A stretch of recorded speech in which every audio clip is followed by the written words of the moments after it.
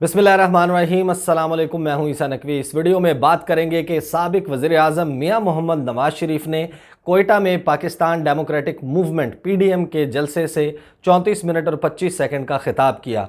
इस खिताब के 9 अहम तरीन नुकात क्या थे, किन मौज़ूआत पर उन्होंने बात की, उसके हवाले से बात कर लेंगे। और साथ ही ये भी कि 16 अक्टूबर को गुजरांवाला जलसे में उन्होंने खिताब किया था। उस खिताब से 25 अक्टूबर तक साबिक वज़ीर आज़म के बयानिए में क्या कोई तब्दीली आई, किस तरीके से ये खिताब और वो खिताब मुख्तलिफ हैं, दोनों के पॉइंट्स में क्या डिफरेंस है, उसके हवाले से मैं आपको बताऊंगा। और वजाहत देने के चक्कर में साबिक वज़ीर आज़म ने कौन सा नया खेल जाने या अनजाने उन्होंने शुरू कर दिया, उसके हवाले से बात करेंगे। और इन तमाम नुकात के ऊपर बात करने से पहले अगर आप टेक्निकली जायज़ा लें, तकनीकी एतबार से जायज़ा लें साबिक वज़ीर आज़म की तकरीर का, तो आपको मालूम हो जाएगा कि उन्होंने एक टेलीप्रॉम्प्टर ख़रीदा है। अब टेलीप्रॉम्प्टर से उन्होंने देख कर लिखी हुई ये तकरीर आज के जलसे में जो उनकी तकरीर अब टेलीकास्ट की गई, सुनाई गई, दिखाई गई, वो तकरीर जो है वो टेलीप्रॉम्प्टर से देखकर पढ़ी गई थी। जिन लोगों को नहीं मालूम कि टेलीप्रॉम्प्टर क्या होता है, तो टेलीप्रॉम्प्टर जो है वो डिवाइस है जो कैमरे के सामने लगाया जाता है, उसके लेंस के सामने, उसके आगे एक शीशा होता है और शीशे से जो लेंस है वो सामने मौजूद किसी भी मंज़र को फिल्मा सकता है, उसको रिकॉर्ड कर सकता है। और उस शीशे के ऊपर अक्स के ज़रिए जो है वो अक्स चलाया जाता है। और तकरीर अगर आपने लिखी हुई है, कुछ पॉइंट्स लिखे हुए हैं और आप देख कर पढ़ना चाहते हैं तो आप बासानी पढ़ सकते हैं, बिल्कुल इस तरीके से कि जैसे सामने वाले को लगे कि आप फिलबदी ये जुमले पढ़ रहे हैं। आज की तकरीर टेलीप्रॉम्प्टर पर लिखी हुई तकरीर थी जो उन्होंने पढ़ी, लिहाजा साबिक वज़ीर आज़म को ना किसी पर्ची का सहारा लेना पड़ा, ना किसी सफ़े का सहारा लेना पड़ा। अब लेकिन क्योंकि ये तकरीर मेरी नहीं है, साबिक वज़ीर आज़म मियां मोहम्मद नवाज शरीफ की है, तो मैंने अलबत्ता उनके पॉइंट्स लिखे हुए हैं। मुझे इजाज़त दीजिए कि मैं पॉइंट बाय पॉइंट जो है वो आपको बता सकूँगा उनकी तकरीर में क्या 9 अहम तरीन नुकात थे। फिर मैं आपको बताऊँगा कि मुख्तलिफ किस तरह था और फिर वजाहत देने के चक्कर में क्या कुछ हुआ। सबसे पहले आज का जो जलसा है उसमें उन्होंने लापता अफराद के हवाले से बात की। एक ज़ाहिर है कि एक ऐसा प्रॉब्लम है पाकिस्तान का और ये मसला जो है इसके हवाले से उन्होंने बात की जो हल तलब है, हल होना चाहिए। और इसके हवाले से उन्होंने अपना बयानिया बलूचिस्तान के अवाम के सामने रखा। बगावत और गद्दारी के इल्ज़ामात कब तक लगते रहेंगे, उन्होंने उसका तस्करा किया।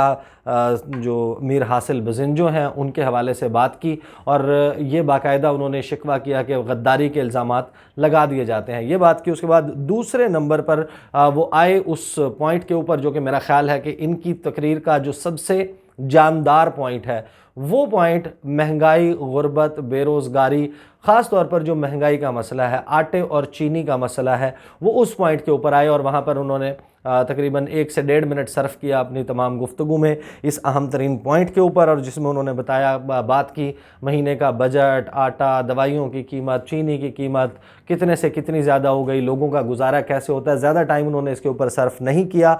तीसरा पॉइंट उन्होंने उठाया कि सऊदी अरब जैसा दोस्त पाकिस्तान की अब उसके साथ बन नहीं रही, बिगड़ गई है, ऐसा क्यों हुआ है। अब ये नुक्ता जो है वो कॉन्स्टेंटली उनके दोनों खिताबों में, अगर आप उनका दोनों जो खिताब उन्होंने किए हैं उनका जायज़ा ले लें तो ये नुक्ता वो है जिसको बाकायदा कैश करवाने की कोशिश कर रहे हैं साबिक वज़ीर आज़म। आपको याद होगा कि जो एहसन इकबाल हैं मुस्लिम लीग नवाज़ से, और साथ ही मियां शहबाज शरीफ उन्होंने भी ट्वीट किए थे इस सऊदी अरब के मामले के ऊपर, उसको बाकायदा कैश करवाने की कोशिश की थी। सऊदी अरब का स्पेशली मेंशन किया दूसरी मरतबा अपनी तकरीर में साबिक वज़ीर आज़म मियां मोहम्मद नवाज शरीफ ने। चौथे नंबर पर कुछ शिकवे उन्होंने किए कि गिरफ्तारियां हो रही हैं, लोगों को पकड़ा जा रहा है। कैप्टन सफदर को जिस तरीके से गिरफ़्तार किया, उसके बाद जो दीगर पीडीएम रहनुमा हैं उनको कोयटा पहुँचने के ऊपर गिरफ़्तार कर लिया गया, उसके हवाले से बात की। पाँचवां पॉइंट उन्होंने जो अपनी तकरीर में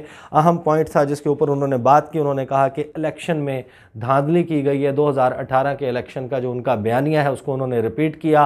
उन्होंने कहा कि आरटीएस बंद किया गया और मर्ज़ी के नताइज जारी किए जाते रहे, चंद लोगों ने अपने ज़ाती मफाद की खातिर ये किया। छठे नंबर के ऊपर मेरा ख्याल है जो सबसे अहम पॉइंट है इनकी तकरीर का दूसरे नंबर पर, उसके हवाले से मैं आपको बताता हूं कि उन्होंने कहा कि रियासत के ऊपर, अभी उनका बयानिया है जिसमें जो वो बाकायदा प्रोपेगेट करते हुए नज़र आते हैं। अगरचे पीडीएम में हमने देखा है कि जो मुख्तलिफ जमातें हैं, 11 जमातें, उन सब की जो इन मामलात हैं جس کے اوپر وہ احتجاج کر رہے ہیں اس میں شدت میں فرق ہے، ہر ایک کا تنقید کرنے کا سٹائل ڈیفرنٹ ہے۔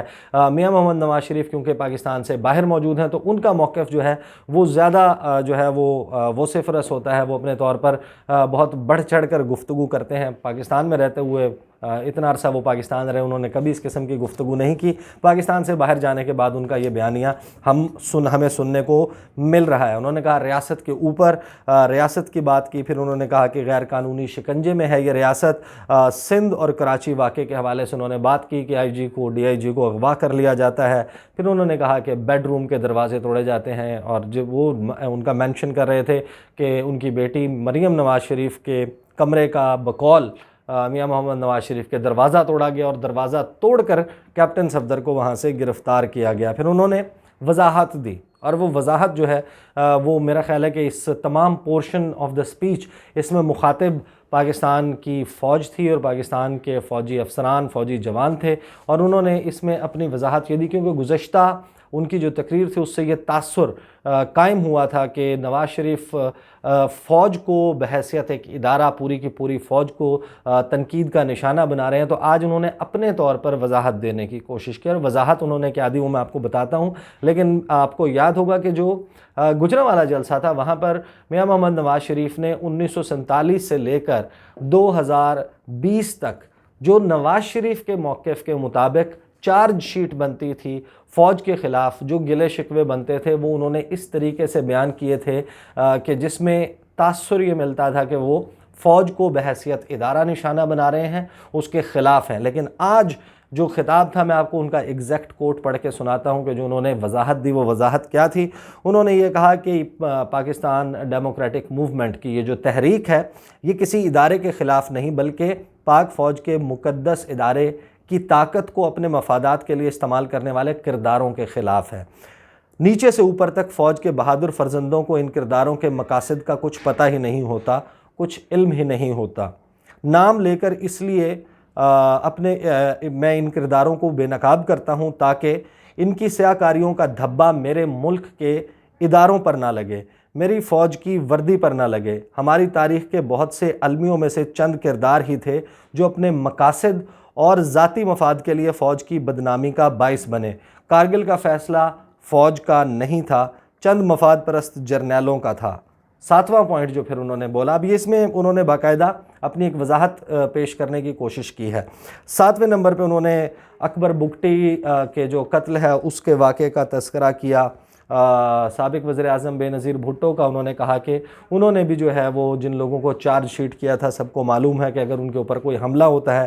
پھر انہوں نے کہا کہ بلوچستان میں پاکستان میں فضائی اڈے استعمال کرنے کے لیے امریکہ کو اجازت دی گئی، ڈرون حملے کہاں سے ہوتے تھے اس کے اوپر 12 مئی کراچی کے واقعے کی بات کی، لال مسجد کے حوالے سے جو ہے انہوں نے بات کی۔ پھر انہوں نے کہا کہ ہماری منتخب حکومت کے خلاف دھرنے کروائے گئے، دھاندلی کروائی گئی، ایک نااہل شخص کو ملک پر مسلط کرنے کا فیصلہ فوج کا نہیں تھا بلکہ چند کرداروں کا تھا، تاکہ الزام کے چھینٹے میری فوج کے جوانوں اور افسروں کی وردی پر نہ پڑیں۔ آج ان سوالوں کے جواب جو ہے وہ فوج کو نہیں بلکہ جنرل قمر جاوید باجوہ کو دینے ہیں، جنرل فیض حمید کو DGI اور چیف آف آرمی اسٹاف کو دینے ہیں۔ ان کو حساب دینا ہے دھاندلی کا، ہارس ٹریڈنگ کا، حکومت کی ناکامیوں کا، مہنگائی کا، فاقہ کشی کا حساب دینا ہے۔ پھر انہوں نے جنرل فیض کے اوپر جو DGI ہیں ان کے اوپر باقاعدہ جو الزامات ہیں وہ انہوں نے لگائے۔ انہوں نے کہا کہ ایک جج کے حوالے سے انہوں نے بات کی کہ ان کے اوپر دباؤ ڈالا گیا DGI کی طرف سے، اور ان کو مجبور کیا گیا کہ من پسند فیصلے دیے جائیں آئین اور قانون کے خلاف۔ پھر آخر میں انہوں نے اپنے خطاب میں جو بات کی وہ عمران خان سے مخاطب ہو کر انہوں نے کہا کہ عمران خان آپ نابالغ ہو، مقابلہ آپ سے نہیں بلکہ آپ کو لانے والوں کے خلاف ہے۔ سابق نثار کا NRO نہیں بچا سکتا، تم جیل جاؤ گے۔ تمہیں چینی آٹے زمان پارک، بنی گالا کی منی ٹریل اور فورن فنڈنگ کیس میں جواب دینا ہوگا۔ پھر آخر میں انہوں نے فوج اور سول سرونٹس کو خطاب کر کر انہوں نے گفتگو کی اور انہوں نے کہا کہ آئین اور قانون کی پاسداری کریں۔ اب جو یہ خطاب ہے آپ کو یاد ہوگا کہ جو 16 اکتوبر کا ان کا خطاب تھا PDM کے جلسے سے، اس سے مختلف ہے۔ اس میں انہوں نے وضاحت بہت زیادہ دینے کی کوشش کی ہے کہ وہ فوج کو تنقید کا نشانہ بنانے کی کوشش نہیں کر رہے۔ اب اگر آپ کو یاد ہوگا کہ کچھ روز پہلے اسی مہینے میں کاکول اکیڈمی سے ایک پاسنگ آؤٹ پریڈ سے خطاب کیا تھا chief of army staff general Qamar Javed Bajwa نے. اس خطاب کے حوالے سے بھی میں نے ویڈیو کی تھی جس میں انہوں نے 5th جنریشن وارفیئر کا تذکرہ کیا تھا, اور انہوں نے یہ کہا تھا کہ ایک منظم طریقے سے, ایک سسٹمیٹک انداز میں جو ملک کے ادارے ہیں اور جو ملک میں حکومت موجود ہے اس میں جو ٹاپ لیڈرشپ کا لیول ہے اس کو ملائن کرنے کے لیے, اس کو بدنام کرنے کے لیے اور اس کا رابطہ نیچے موجود جو لوگ ہیں ان کے ساتھ توڑنے کے لیے اور ان کی نظروں میں ان کو بدنام کرنے کے لیے ایک باقاعدہ منظم کوشش کی جا رہی ہے, اور یہ 5th جنریشن وارفیئر ہے. اور یہ کی جا رہی ہے جبکہ دشمنوں نے دیکھا کہ وہ پاکستان کو اس کی سرحدوں کے اوپر شکست نہیں دے سکے, اس کو نقصان نہیں پہنچا سکے, اور ان کا اشارہ تھا کہ بھارت یہ سب کچھ کر رہا ہے. تو اب آپ دیکھیں کہ میاں محمد نواز شریف کی جو آج کی تقریر ہے وہ باقاعدہ نظر آتی ہے کہ فوج کو ٹارگٹ کرنے کے بجائے اور یہ تاثر دینے کے بجائے کہ جس سے ان کی جو پاپولیرٹی ہے اس کے اوپر اثر پڑے, پی ڈی ایم کا جو موقف ہے اس سے لوگ کنارہ اختیار کریں کہ یہ تو باقاعدہ فوج کے پیچھے جو ہے پڑ گئے ہیں اور فوج کو باقاعدہ تنقید کر رہے ہیں, پورے ادارے کو تنقید کا نشانہ بنا رہے ہیں. تو آج انہوں نے باقاعدہ اس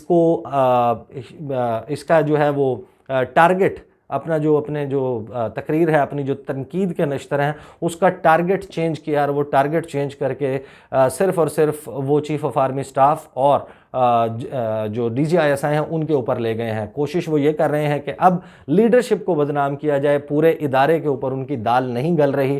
وہ جس طریقے سے انہوں نے گجرانوالہ جلسے میں پورا خطاب کیا تھا, تمام ہسٹوریکل جو معاملات ہیں ان کو سامنے رکھ کر کچھ آدھی اور کچھ یعنی کہ کچھ کچی اور کچھ پکی انفارمیشن جو ہے اس کو ملا کر انہوں نے اپنا ایک بیانیہ لوگوں کے سامنے رکھنے کی کوشش کی تھی, جس کے اوپر ظاہر ہے کہ ایک ریاکشن آیا اور بہت سٹرونگ ریاکشن آیا حکومت کی طرف سے بھی, اور حکومت کے ساتھ ساتھ جو ہے وہ عوام کی طرف سے بھی, عوامی لیول پر بھی ایک جو ہے وہ ریاکشن تھا. اور پی ڈی ایم کی جماعتوں میں اختلافات کے حوالے سے بھی بات چلی کہ یہ جو 11 جماعتیں ہیں یہ تمام کی تمام اس موقف سے مکمل طور پر اتفاق نہیں کرتے ہیں. کچھ جماعتوں کا یہ موقف ہے کہ اس طریقے سے جو تقریریں کرنے سے جو ہے وہ اپنا مقدمہ پی ڈی ایم کمزور بنائے گی, معاملات کو دھاندلی تک, حکومت کی نااہلی تک محدود رکھا جائے اور لائن کو کراس نہ کیا جائے. اس سارے معاملے کے اوپر آج جو ہے وہ تقریر وہ تھوڑی سی ڈیفرنٹ نظر آئی. نواز شریف کا مخاطب جو ہے وہ فوج تھی اور اس میں انہوں نے کوشش کی وہ اپنے آپ کو کلیئر اپ کر سکیں, لیکن اس وضاحت دینے کے چکر میں میاں محمد نواز شریف نے کیا کیا ہے. فوج جو ہے وہ ظاہر ہے کہ بہت سارے ادارے ہیں اس ملک میں, اگر آپ ان کی ورکنگ دیکھیں, ہم دیکھتے ہیں کہ فوج جو ہے وہ ایک ریلیٹیولی بہت ہی زیادہ ڈسپلنڈ ادارہ ہے. باقی اداروں کے مقابلے میں دیکھ لیں تو اس میں چین آف کمانڈ اور اس میں لیڈرشپ کی اہمیت, آرڈر کی اہمیت جو ہے وہ ڈیفرنٹ ہے. یہاں پر میاں محمد نواز شریف نے جو آج کا خطاب تھا اس میں باقاعدہ ایک کوشش نظر آتی ہے, یعنی کہ ایٹ لیسٹ میرا انالیسز یہ ہے, I could be wrong, you are better جج. آپ نے وہ خطاب سنا ہوگا یا ایٹ لیسٹ میں نے پڑھ کے پوائنٹس بتا دیے ہیں, تو آپ اندازہ لگا سکتے ہیں کہ میاں محمد نواز شریف نے جو آج خطاب کیا اس خطاب میں ان کی یہ کوشش نظر آ رہی تھی کہ وہ جو فوج کے جوان اور افسران ہیں ان کو متنفر کریں, بدظن کریں ان کی لیڈرشپ سے.